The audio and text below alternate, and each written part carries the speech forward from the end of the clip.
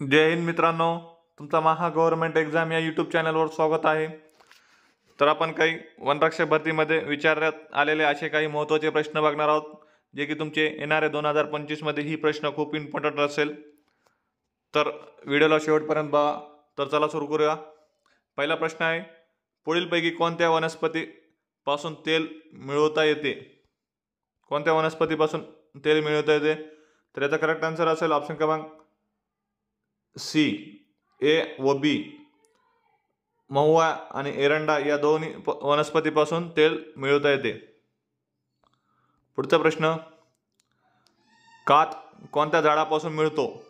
कोणत्या झाडापासून काथ हा मिळतो? तर याचा करेक्ट आन्सर असेल ऑप्शन क्रमांक बी, खैर या झाडापासून काथ मिळतो। पुढचा प्रश्न, ताडोबा राष्ट्रीय उद्यान चंद्रपूर जिल्ह्यात कोणत्या तालुक्यात आहे? कोणत्या तालुक्यात आहे ताडोबा राष्ट्रीय उद्यान? चंद्रपूर जिल्ह्यात आहे। तर याचा करेक्ट आन्सर असेल ऑप्शन क्रमांक डी, भद्रावती या तालुक्यात आहे। पुढचा प्रश्न, गोबर गॅस मध्ये कोणत्या वायूचे प्रमाण सर्वात जास्त असते? कोणत्या वायूचे प्रमाण सर्वात जास्त असते गोबर गॅस मध्ये? तर याचा करेक्ट आन्सर असेल ऑप्शन क्रमांक सी, CH4 या वायूमध्ये। पुढचा प्रश्न, प्राण्यांच्या झाडामधील व दातामधील चुनखडी संच कॅल्सिफिकेशन होण्यासाठी कोणता पदार्थ कारणीभूत असतो? कोणता पदार्थ असतो? तर याचा करेक्ट आन्सर असेल ऑप्शन क्रमांक बी, फ्लोराइड। पुढचा प्रश्न, जागतिक व्याघ्र दिन केव्हा साजरा केला जातो? सोपा प्रश्न आहे मित्रांनो, जर आन्सर येत असेल तर कमेंट करून सांगा।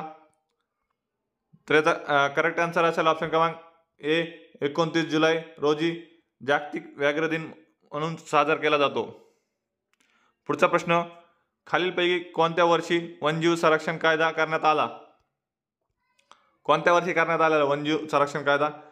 तर हे करण्यात आलेला आहे सप्टेंबर 1972 साली। तर याचा करेक्ट आन्सर असेल ऑप्शन क्रमांक ए।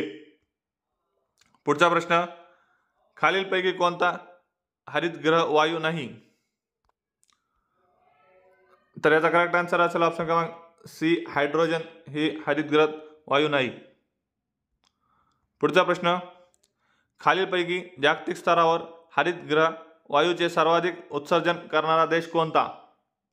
कोणता आहे? तर याचा करेक्ट आन्सर असेल ऑप्शन क्रमांक डी, चीन हा देश जागतिक स्तरावर हरितगृह वायू सर्वाधिक उत्सर्जन करतो। पुढचा प्रश्न, भोपाळ वायू दुर्घटना कशामुळे घडून आली? कशामुळे घडून आलेली भोपाळ वायू दुर्घटना? खूप मोठा झालतंय। तर याचा करेक्ट आन्सर असेल ऑप्शन क्रमांक ए, मिथाइल आयसोसायनाइड या घटकामुळे भोपाळ वायू दुर्घटना घडून आली होती। थँक्यू फ्रेंड्स, जर व्हिडिओ आवडला असेल तर लाईक करा आणि असेच अजून प्रश्न हवे असेल तर चॅनलला सबस्क्राईब करा। Thank you so much.